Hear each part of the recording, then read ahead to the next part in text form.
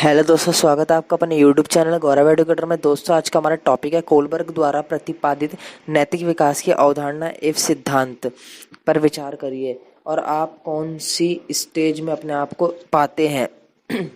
दोस्तों, नैतिक विकास का अर्थ इसमें बताया गया कि जो कोलबर्ग ने ना अपने नैतिक विकास के अंदर यह बताया है कि जो बच्चों का विकास है धीरे धीरे स्टेप बाय स्टेप कैसे होता है। तो दोस्तों, उसको जान लेते हैं। पहले हमें यह जानना जरूरी है, नैतिक विकास के सिद्धांत को जानने से पहले हमें यह जानना जरूरी है कि नैतिकता का अर्थ क्या होता है। दोस्तों, नैतिकता का अर्थ सबसे सिंपल और सरल है। वह कायदे, कानून या नियम जो समाज द्वारा रचे जाते हैं या समझे जाते हैं। मतलब कि जैसे समाज ने कोई नैतिकता का कोई कानून बना दिया कि हाँ भाई, अब से यही गली में होगा, ये वहाँ होगा, ये इधर होगा, तो क्या ये नैतिकता है? नैतिकता है कि नैतिकता के आधार पर ही तुम्हारी शादी होगी। तो भाई ये क्या है? नैतिकता, कायदे, कानून है। तो ऐसे ही इन्होंने नैतिकता को अपने सिद्धांत में यूज किया है कि नैतिकता के आधार पर, कायदों के आधार पर जो बच्चे होते हैं उनका विकास कैसे होता है। तो चलिए दोस्तों, शुरू करते हैं।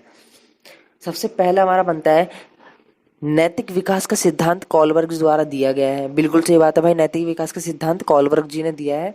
इन्होंने नैतिक विकास का सिद्धांत 3 भागों में बांटा है और उनके 6 विभाग बना दिए हैं उम्र के आधार पर। अब मैं आपको समझाता हूँ। इन्होंने ना बच्चों की ना वो 3 भाग बना दिए। छोटे छोटे जो बच्चे होते हैं उनका विकास कैसे होता है उसके आधार पर। मतलब पहला बना दिया इन्होंने प्री कन्वेंशनल स्टेज होता है, इसको मैं इंग्लिश में पढ़ रहा हूँ, और फिर हिंदी में इसको बोलते हैं पूर्व परंपरागत अवस्था, जो कि 3 से 10 साल के बच्चों के बीच होती है। सेकंड बनता है कन्वेंशनल स्टेज, थर्ड बनता है पोस्ट कन्वेंशनल, और इसे हिंदी में बोलते हैं परंपरागत, उत्तर परंपरागत अवस्था। 10 से 13 साल के बच्चे, 13 से ऊपर जो प्लस हो जाते हैं, 13 से एबव। तो इन्होंने मतलब 3 भागों में इन्हें बांट दिया, और जो 3 भाग है ना, इन 3 भागों को भी 2-2 भागों में बांटा गया है। सबसे पहले हम जान लेते हैं पूर्व परंपरागत अवस्था, जिसे हम इंग्लिश में बोलते हैं प्री कन्वेंशनल स्टेज। दोस्तों, पहला पॉइंट हमारा प्री कन्वेंशन स्टेज, जो हमारा टॉपिक है, इसका पहला पॉइंट हमारा जो बनता है, 2 भागों में बांटा गया है सबको, तीनों पार्टों को 2-2 भागों में। तो हम इसका पहला स्टेज देख लेते हैं। भाग जो है उसको बोलते हैं आज्ञा व दंड की अवस्था। दोस्तों, इस अवस्था में बालक मानसिक व शारीरिक रूप से पूर्णतः मजबूत यानी परिपक्व नहीं होता, जिसके कारण बालक को नैतिकता की वास्तविक समझ नहीं होती। अतः बालक का पूरा व्यवहार दंड के भय पर आधारित होता है, और इसी कारण वह अपने आप का निर्णय करने में प्रयत्न भी करता है। मतलब जब जैसे इसमें बताया गया कि ना वह अपने आप का निर्णय ना करने का प्रयत्न करता है। मतलब इसमें बताया गया जो बच्चा होता है, छोटा बच्चा होता है, वो उसका ना पूरा व्यवहार दंड के भय पर होता है। दंड जैसे कुछ बच्चे ने अच्छा कार्य कर दिया तो हम उसको डराएंगे, हाँ भाई तूने कैसे कर दिया, तो वो करेगा नहीं अगली बार से। अगर अगर उसने कुछ गलत काम कर दिया, हम उसको डराएंगे, मारेंगे, कुछ कहेंगे, तो वो अगले बार से कार्य नहीं करेगा। उसका क्या है? दंड के व्यवहार पर ही उसका कार्य आधारित हो रहा है। अगर उसने कुछ अच्छा काम करा है, हम उसे पुरस्कार देंगे, तो वो आगे प्रेरित होगा, उससे पता लगेगा कि हाँ भाई मैं अच्छा काम कर रहा हूँ। लेकिन उसे बेशक कुछ समझ नहीं आएगा, क्योंकि उम्र भाई छोटी है, तो समझने में दिक्कत होती है।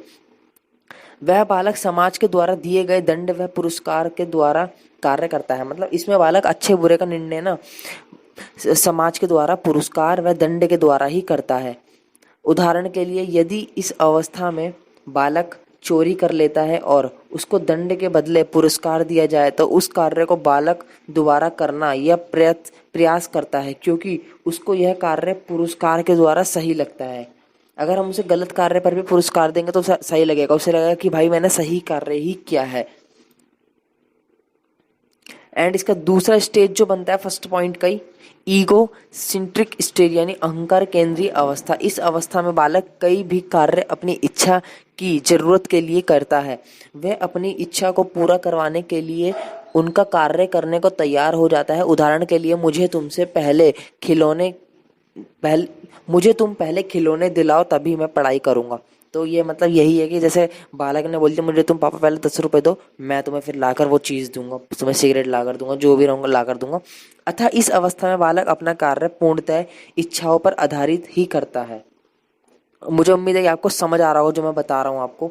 ईगो सेंट्रिक स्टेज जिसे बोलते हैं इंग्लिश में। दोस्तों, अगला हमारा पॉइंट है जो सेकंड पॉइंट है, जिसके 2 पार्ट हैं। कन्वेंशनल स्टेज, परंपरागत अवस्था। इसका पहला पॉइंट बनता है पर्सनल अकॉर्ड स्टेज यानी व्यक्ति अकॉर्ड स्टेज यानी व्यक्तिगत अकॉर्ड स्टेज।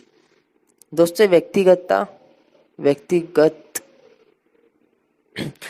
दोस्तों हमारा इसका जो पॉइंट बनता है, इस अवस्था में बालक कोई भी कार्य प्रशंसा प्राप्त करने के लिए करता है तो इस अवस्था में बालक को अच्छा लगता है। मतलब ना, अपनी प्रशंसा पाने के लिए इसमें बालक कार्य करता है। जैसे कि यार मतलब बालक को पता लग जाता है कि हाँ ये मैं कार्य अच्छा कर रहा हूँ तो इससे मेरी तारीफ होगी, तो वो गलत कार्य करने की सोचना नहीं है इसमें। तो इस अवस्था में बालक को अच्छा लगता है जब उसकी कोई प्रशंसा करता है, और इसमें बालक समाज में अच्छा लगने वाले व्यवहार करता है जिससे वह प्रशंसा प्राप्त कर सके। अब बालक इस अवस्था में प्रशंसा व निंदा को समझने लगता है। इसे स्टेज ऑफ एप्रिसिएशन यानी प्रशंसा की अवस्था भी कहते हैं। अगर दोस्तों प्रश्न पूछा जाए कि प्रशंसा की अवस्था क्या है, तो यही आपको लिखकर आना है। अगर ये पूछ लिया गया व्यक्तिगत अकॉर्ड स्टेज क्या है, तब भी आपको यही लिखकर आना है। एंड दोस्तों अगला हमारा जो पॉइंट बनता है, सेकंड पॉइंट का जो पॉइंट है, पॉइंट बी, जिसको हम बोलते हैं point 2, law and accord order ordination stage यानी कानून और व्यवस्था अभिविन्यास चरण। मतलब इस अवस्था में बालक कानून व्यवस्था को ध्यान में रखकर कार्य करता है। इसमें बालक हर कार्य को सम्मान प्राप्त करने के लिए करता है, और वह इस अवस्था में ऐसे कार्य नहीं करता जिससे उसका समाज में मान्यता कम हो। बालक इस अवस्था में हर काम श्रेय की पहचान स्थापित करने के लिए करता है, और बालक इस अवस्था में अच्छे कार्य व नैतिक व्यवहार को योग्यता देता है। दोस्तों उम्मीद है कि अगर आपको समझ में आ गया होगा, मैंने बहुत सिंपल लैंग्वेज लिखी थी एंड आपको समझ में आ गया होगा। और दोस्तों अगला हमारा पॉइंट जो थर्ड पॉइंट है, लास्ट पॉइंट, जिसके 2 पॉइंट बनते हैं, पोस्ट कन्वेंशनल स्टेज यानी पारंपरिक चरण। दोस्तों इसका पहला पॉइंट है सामाजिक अनुबंध चरण यानी सोशल कॉन्ट्रैक्ट स्टेज। मतलब समाज में सभी से बंध कर रहना, साथ रहना। इस अवस्था में बालक समाज में सही संपर्क बनाता है और ऐसा कोई कार्य नहीं करता जिससे उसका समाज में संबंध खराब हो। वह समाज से संपर्क या समझौते को मजबूत बनाने के लिए सामाजिक नियमों का पालन करता है। मतलब ऐसे कोई लड़ाई झगड़ा नहीं करता समाज में कि जिससे उसका संबंध खराब हो, सभी से बातचीत रखना होता है। उसे डर रहता है कि उसका समाज में कोई संबंध खराब या बिगड़ ना जाए, और इसी वजह से वह गलत कार्य की अपेक्षा अच्छे कार्य को करने का प्रयास करता है। अतः बालक समाज के सही गलत नियमों को समझने लगता है और समाज में क्या गलत है क्या सही ये सब समझने लगता है।